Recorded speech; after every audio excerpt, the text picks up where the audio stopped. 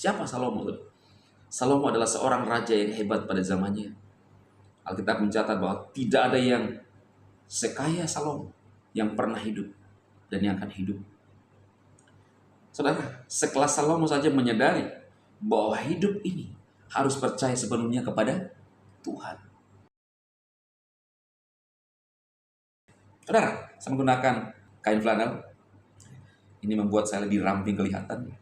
Kalau saudara juga ingin mendapatkan, silahkan klik keranjang kuning ya, dan saudara bisa mendapatkan di bawah video ini ya, saudara bisa mendapatkan. Kalau menyukai, kalau tidak, itu pilihan bagi saudara-saudara sekalian. Shalom saudara terkasih dalam Tuhan Yesus Kristus, salam jumpa bagi saudara-saudara seiman dimanapun saat ini berada, di seluruh wilayah Indonesia dan di luar Indonesia. Saya berdoa roh, jiwa, dan tubuh saudaraku dalam perlindungan Tuhan kita Yesus Kristus. Berilah hidupmu dipimpin oleh Tuhan dan percayalah kepada Dia dengan segenap hatimu. Saudaraku, beberapa hari ini saya membahas tentang Dr. Richard ya. Karena saya peduli dengan beliau ya. Saya mengasihi beliau ya. Sehingga saya harus menyampaikan firman Tuhan. Ada yang berkomentar bahwa kok panik, kok takut, kok hilang perpuluhan. Saudara, sekali lagi saya mau sampaikan bahwa saya dengan Dr. Richard itu tidak saling kenal ya. Apalagi perpuluhan ya, gak ada sama sekali. Lalu kemudian apakah saya takut? Saya nggak takut ya. Apakah saya panik?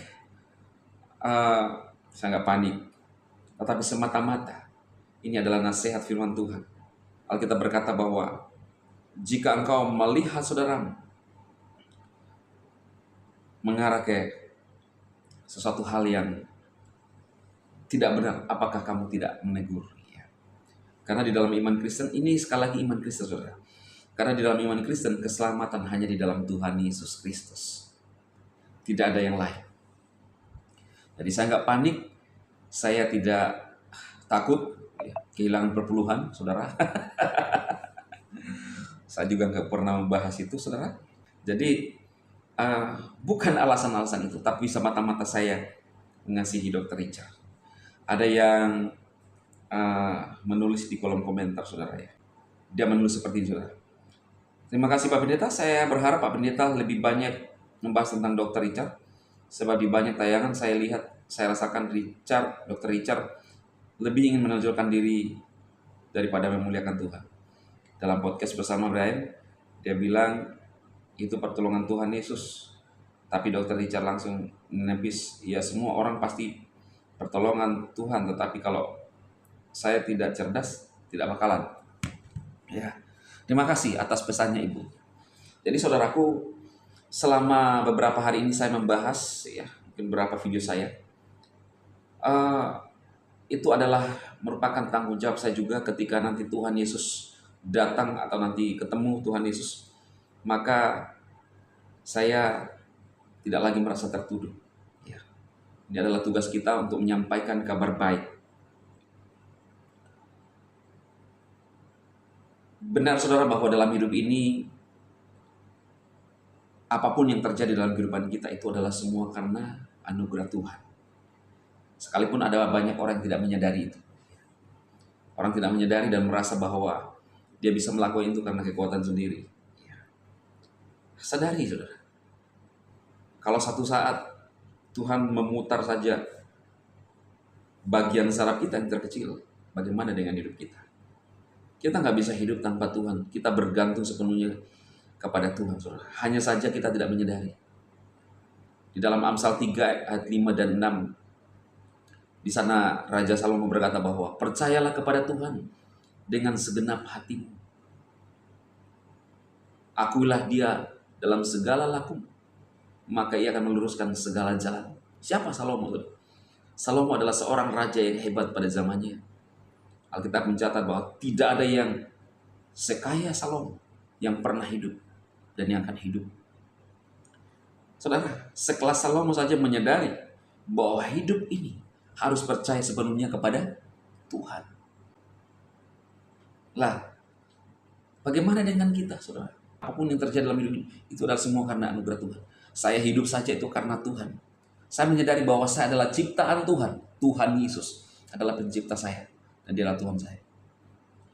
Kalau saudara mau menggunakan logika saudara untuk mencari Tuhan, Tuhan mengajarkan kita bahwa dari buahlah kamu melihat segala sesuatunya. Yesus datang untuk apa saudara? Untuk memberikan damai. Untuk menyatakan kasih-Nya. Untuk menjadi pendamaian perantara bagi manusia dan Elohim. Agar kita bisa selamat. Bahkan Dia memberikan bukti-bukti. Menunjukkan bukti-bukti. Dia adalah Tuhan. Menghidupkan orang yang telah tiada. Dan Dia terangkat ke surga. Disaksikan oleh murid-muridnya. Dia kembali kepada Bapa. Dia kembali kepada keilahian Dia, saudara. Jadi kalau saudara berkata, loh kok Tuhan tapi ciptaan? Karena saudara tidak mengerti konsep bagaimana tentang penebusan dosa. Kalau saudara mengerti konsep dari perjanjian lama, dari kejadian, maka saudara akan mengerti kenapa Yesus datang ke dalam dunia ini. Kalau kita tidak memahami konsep keselamatan dengan benar dan konsep penebusan yang terjadi dengan bangsa Israel pada saat itu, maka kita akan bertanya, loh kok siapa yang mau disembah? Tuhan kok? Banyak pertanyaan. Tetapi ada bagian-bagian kita sebagai orang percaya harus percaya dengan iman. Ingat kisah Nuh. Tuhan menyuruh Nuh buat bahtera di atas gunung. Bagaimana kalau bukan suara Tuhan itu? Kan celaka Nuh. Ya kan? Tetapi dia percaya dengan iman, saudara. Sehingga banyak orang yang menertawakan dia pada zamannya. Mungkin kalau kita hidup pada zamannya, kita pun akan ikut menertawakan.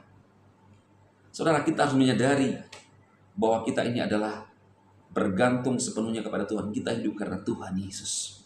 Dokter, pikirkan baik-baik. Keselamatan hanya di dalam Yesus Kristus. Kalau bukan Yesus Kristus, siapa yang menyelamatkan saudara? Dan bagaimana saudara mau diselamatkan?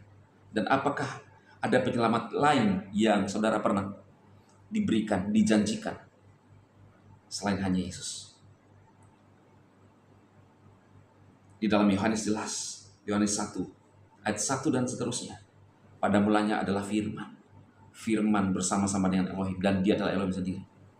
Lalu dia masuk ke dalam dunia untuk menyelamatkan umat manusia. Di sanalah dijelaskan bahwa Tuhan Yesus sudah ada sebelum dunia dijadikan.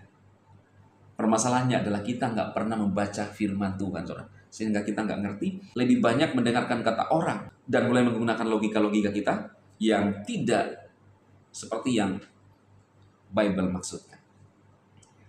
Saudara, biar apa yang saya sampaikan ini menolong saudara, silakan untuk menguatkan semua saudara-saudara kita yang lemah imannya, agar tetap kuat di dalam Tuhan Yesus Kristus.